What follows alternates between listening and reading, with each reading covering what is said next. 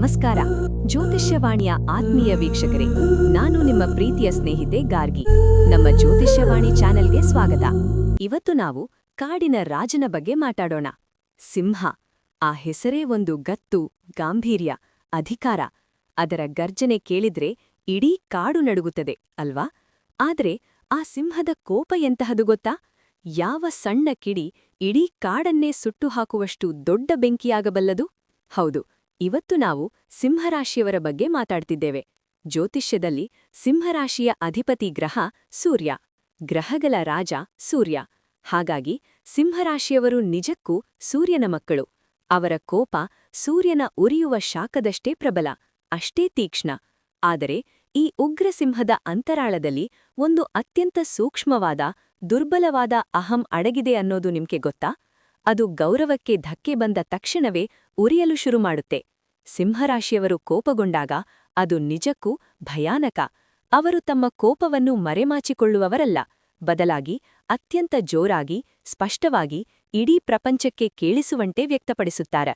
ಒಂದು ಅಗ್ನಿತತ್ವದ ರಾಶಿ ಸಿಂಹ. ಹಾಗಾಗಿ ಅವರ ಕೋಪ ಅಕ್ಷರಶಃ ಒಂದು ಬೆಂಕಿ ಪರ್ವತವೇ. ಈ ಸಿಂಹರಾಶಿಯವರ ಮನಸ್ಸಿನ ಅಂತರಾಳಕ್ಕೆ ಇಳಿಯೋಣ ಬನ್ನಿ. ಅದಕ್ಕೂ ಮೊದಲು ನಮ್ಮ ಜ್ಯೋತಿಷ್ಯವಾಣಿ ಚಾನಲ್ಗೆ ಸಬ್ಸ್ಕ್ರೈಬ್ ಮಾಡಿಲ್ಲ ಅಂದ್ರೆ ಈಗಲೇ ಮಾಡಿ. ಈ ವಿಡಿಯೋ ಇಷ್ಟವಾದ್ರೆ ಲೈಕ್ ಮಾಡಿ, ನಿಮ್ಮ ಸಿಂಹರಾಶಿಯ ಸ್ನೇಹಿತರಿಗೆ ಶೇರ್ ಮಾಡೋದನ್ನ ಮರಿಬೇಡಿ. ಇವತ್ತಿನ ವಿಷಯದ ಬಗ್ಗೆ ನೀವು ಯಾವ ಸಿಂಹರಾಶಿಯವರ ಬಗ್ಗೆ ಯೋಚನೆ ಮಾಡ್ತಿದ್ದೀರಾ ಅಂತ ಕಮೆಂಟ್ ಮಾಡಿ ತಿಳಿಸಿ. ಅವರು ನನ್ನ ಬಗ್ಗೆ ಹೇಳಿದ್ರು ಅನ್ನೋ ಹಾಗೆ ಒಂದು ಲೈನ್ ಬರೆಯಿರಿ. ಸಿಂಹರಾಶಿಯ ಕೋಪವನ್ನು ಕೆರಳಿಸುವ 6 ಪ್ರಮುಖ ವಿಷಯಗಳು ಯಾವುವು ಅಂತ ನೋಡೋಣ ಬನ್ನಿ.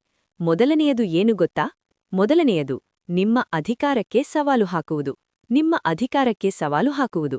ಪ್ರತಿಯೊಬ್ಬ ಸಿಂಹರಾಶಿಯವರಿಗೂ ಅದ್ಭುತವಾದ ಆತ್ಮವಿಶ್ವಾಸ ಮತ್ತು ಅಹಂ ಇರುತ್ತದೆ. ನೀವು ಆತ್ಮವಿಶ್ವಾಸ ಕಡಿಮೆ ಇರುವ ಸಿಂಹರಾಶಿಯವರನ್ನು ಕಾಣುವುದು ತುಂಬಾನೇ ವಿರಳ. ಅವರು ಸಹಜವಾಗಿಯೇ ನಾಯಕತ್ವ ಗುಣ ಇರುವವರು, ಡಾಮಿನೇಟಿಂಗ್ ಮತ್ತು ಕಂಟ್ರೋಲಿಂಗ್ ಆಗಿರುತ್ತಾರೆ. ಅವರಿಗೆ ಎಲ್ಲವನ್ನೂ ನಿಯಂತ್ರಿಸುವ, ನಿರ್ಧಾರ ತೆಗೆದುಕೊಳ್ಳುವ ಹಕ್ಕು ತಮ್ಮದು ಅಂತ ಭಾವಿಸ್ತಾರೆ. ಒಂದು ವೇಳೆ ನೀವು ಅವರ ಅಧಿಕಾರಕ್ಕೆ ಧಕ್ಕೆ ತರಲು, ಅವರ ನಿರ್ಧಾರವನ್ನು ಪ್ರಶ್ನಿಸಲು ಅಥವಾ ಅವರನ್ನು ಸೈಡ್ಲೈನ್ ಮಾಡಲು ಪ್ರಯತ್ನಿಸಿದರೆ, ನೀವು ಸಿಂಹದ ಉಗ್ರ ಕೋಪವನ್ನು ಎದುರಿಸಬೇಕಾಗುತ್ತದೆ. ನೀವು ಸಿಂಹದ ಉಗ್ರ ಕೋಪವನ್ನು ಎದುರಿಸಬೇಕಾಗುತ್ತದೆ. ಅದು ಅವರಿಗೆ ನೇರವಾದ ಅಪಮಾನ. ಅವರು ಒಂದು ಕ್ಷಣದಲ್ಲಿ ಜ್ವಾಲಾಮುಖಿಯಂತೆ ಸ್ಫೋಟಿಸಬಹುದು. ಆದರೆ ಇಲ್ಲಿ ಒಂದು ಆಶ್ಚರ್ಯಕರ ವಿಷಯ ಇದೆ. ಅವರು ಎಷ್ಟು ವೇಗವಾಗಿ ಕೋಪಗೊಳ್ಳುತ್ತಾರೋ ಅಷ್ಟೇ ವೇಗವಾಗಿ ಕೋಪ ಇಳಿಯುತ್ತದೆ.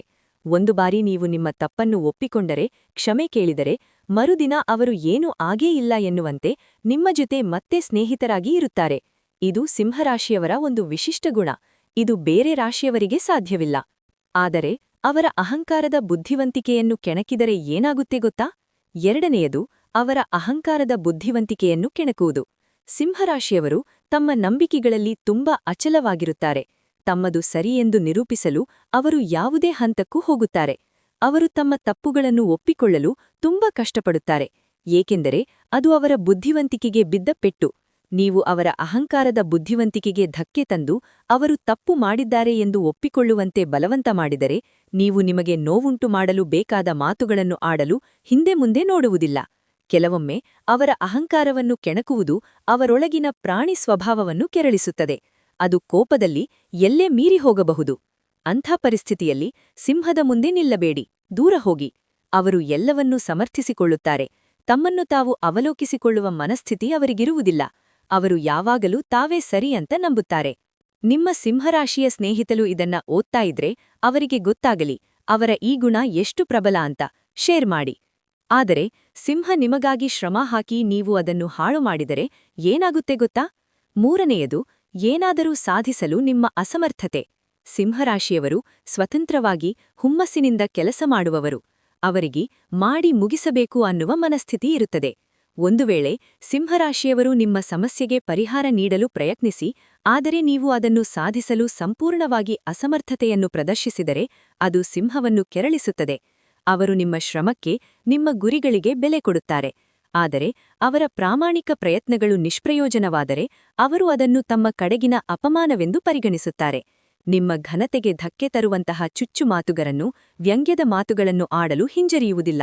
ಅವರು ಹೇಗೆ ಮುನ್ನಡೆಯುತ್ತಾರೋ ಅದೇ ವೇಗವನ್ನು ನಿಮ್ಮಿಂದಲೂ ನಿರೀಕ್ಷಿಸುತ್ತಾರೆ.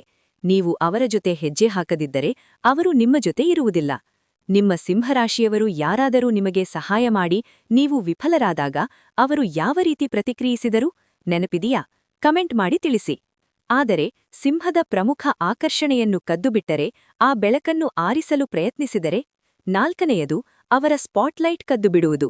ಸಿಂಹರಾಶಿಯವರು ಯಾವಾಗಲೂ ಗಮನ ಕೇಂದ್ರದಲ್ಲಿರಲು ಇಷ್ಟಪಡುತ್ತಾರೆ. ಅವರು ಶೋ ಆಫ್ಗಳು, ಅವರಿಗೆ ಎಲ್ಲರ ಮೆಚ್ಚುಗೆ ಬೇಕು. ಜ್ಯೋತಿಷ್ಯವಾಣಿ ಚಾನೆಲ್ನಲ್ಲಿ ಹೇಗೆ ಗಾರ್ಗಿ ಅಂದ್ರೆ ಗಾರ್ಗಿ, ಅಂತೆಯೇ ಸಿಂಹಕ್ಕೆ ಯಾವಾಗಲೂ ಅದರದೇ ಆದ ಪ್ರಖರವಾದ ಬೆಳಕು ಬೇಕು. ಒಂದು ವೇಳೆ ಯಾರಾದರೂ ಆ ಸ್ಪಾಟ್ಲೈಟ್ ಅನ್ನು ಕದ್ದು ಅವರನ್ನು ಮೀರಿ ಗಮನ ಸೆಳೆಯಲು ಪ್ರಯತ್ನಿಸಿದರೆ ಸಿಂಹರಾಶಿಯವರು ತೀವ್ರ ಅಸೂಯೆ ಪಡುತ್ತಾರೆ. ಅವರು ಆ ವ್ಯಕ್ತಿಯ ನ್ಯೂನತೆಗಳನ್ನು, ದೋಷಗಳನ್ನು ಎತ್ತಿ ತೋರಿಸಲು ಶುರುಮಾಡುತ್ತಾರೆ. ಕೆಲವೊಮ್ಮೆ ಆ ವ್ಯಕ್ತಿಯ ಗೌರವವನ್ನು ಹಾಳುಮಾಡಲು ರಹಸ್ಯಗಳನ್ನು ಸಹ ಬಹಿರಂಗಪಡಿಸಬಹುದು, ಏಕೆಂದರೆ ಅವರಿಗೆ ತಮ್ಮ ಬೆಳಗಿಗೆ ಮತ್ತೆ ಧಕ್ಕೆ ಬರುವುದು ಇಷ್ಟವಿಲ್ಲ. ಬೇರೆ ಮಾತುಗಳಲ್ಲಿ ಹೇಳಬೇಕೆಂದರೆ, ತಮ್ಮ ಗೌರವಕ್ಕಾಗಿ ತಾವು ಗಮನ ಕೇಂದ್ರದಲ್ಲಿರಲು ಅವರು ಏನು ಬೇಕಾದರೂ ಮಾಡುತ್ತಾರೆ. ಇದು ಇತರರ ಮೇಲೆ ತಮ್ಮ ಪ್ರಭುತ್ವವನ್ನು ತೋರಿಸುವ ಒಂದು ಮಾರ್ಗವೂ ಹೌದು. ನಿಮ್ಮ ಪ್ರಕಾಶವನ್ನು ಯಾರೂ ಆರಿಸಲು ಸಾಧ್ಯವಿಲ್ಲ, ಅಲ್ವಾ? ನಿಮ್ಮ ಸಿಂಹರಾಶಿಯ ಸ್ನೇಹಿತರನ್ನು ಟ್ಯಾಗ್ ಮಾಡಿ ನಿಮಗೆ ಯಾವತ್ತೂ ಸ್ಪಾಟ್ಲೈಟ್ ಇರಲಿ ಅಂತ ಹೇಳಿ. ಆದರೆ ಸಿಂಹದ ಮುಂದೆ ನಿಂತು ಮಾತನಾಡುವ ಧೈರ್ಯ ಇಲ್ಲದೆ ಬೆನ್ನು ಹಿಂದೆ ಮಾತನಾಡುವವರ ಗತಿಯೇನು? ಐದನೆಯದು, ಅವರ ಬೆನ್ನು ಹಿಂದೆ ಮಾತನಾಡುವುದು. ಸಿಂಹರಾಶಿಯವರು ಎಲ್ಲ ವಿಷಯಗಳಲ್ಲೂ ನೇರ, ಪ್ರಾಮಾಣಿಕ ಮತ್ತು ನಿಷ್ಠುರರು. ಅವರು ನಂಬಿಕೆಯುಳ್ಳವರು, ತಮ್ಮ ಮನಸ್ಸಿನಲ್ಲಿ ಏನಿದೆಯೋ ಅದನ್ನೇ ಸ್ಪಷ್ಟವಾಗಿ ಹೇಳುತ್ತಾರೆ, ಯಾವುದನ್ನೂ ಮರೆಮಾಚಿಕೊಳ್ಳುವುದಿಲ್ಲ. ಒಂದು ಬಾರಿ ನೀವು ಅವರ ವಿಶ್ವಾಸವನ್ನು ಗೆದ್ದರೆ ಅವರು ನಿಮ್ಮನ್ನು ಎಂದಿಗೂ ಕೈಬಿಡುವುದಿಲ್ಲ. ಆದರೆ ಒಂದು ವೇಳೆ ನೀವು ಅವರ ಬೆನ್ನು ಹಿಂದೆ ಮಾತನಾಡಿದ್ದೀರಿ ಅಥವಾ ಅವರ ಬಗ್ಗೆ ಇಲ್ಲಸಲ್ಲದ ಮಾತುಗಳನ್ನು ಆಡಿದ್ದೀರಿ ಎಂದು ಅವರಿಗೆ ಗೊತ್ತಾದರೆ ಅವರು ನಿಮ್ಮ ಬಗ್ಗೆ ತೀವ್ರ ವಿಮರ್ಶೆಗೆ ಇಳಿಯುತ್ತಾರೆ ಮತ್ತು ನಿಮಗೆ ಶತ್ರುಗಳಾಗುತ್ತಾರೆ.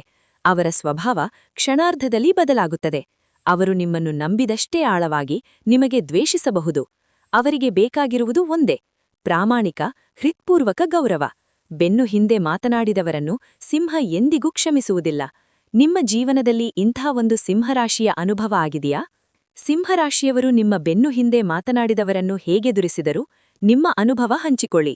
ಇದೆಲ್ಲದರ ನಡುವೆ ಸಿಂಹರಾಶಿಯ ಬಗ್ಗೆ ಒಂದು ಅತಿ ಮುಖ್ಯವಾದ ರಹಸ್ಯ ಇದೆ, ಅದು ನಿಮ್ಮ ಜೀವನವನ್ನೇ ಬದಲಾಯಿಸಬಹುದು.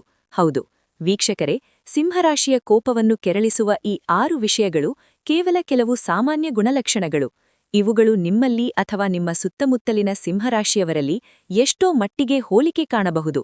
ಆದರೆ ನಿಮ್ಮ ನಿಜವಾದ ಸ್ವಭಾವ ಮತ್ತು ನಿಮ್ಮ ಅಂತರಾಳದ ಶಕ್ತಿ ಎಲ್ಲಿ ಅಡಗಿದೆ ಅಂದ್ರೆ ಅದು ನಿಮ್ಮ ಜನ್ಮ ಜಾತಕದಲ್ಲಿರುವ ಗ್ರಹಗಳ ಸ್ಥಾನಗಳನ್ನು ಅವಲಂಬಿಸಿರುತ್ತದೆ.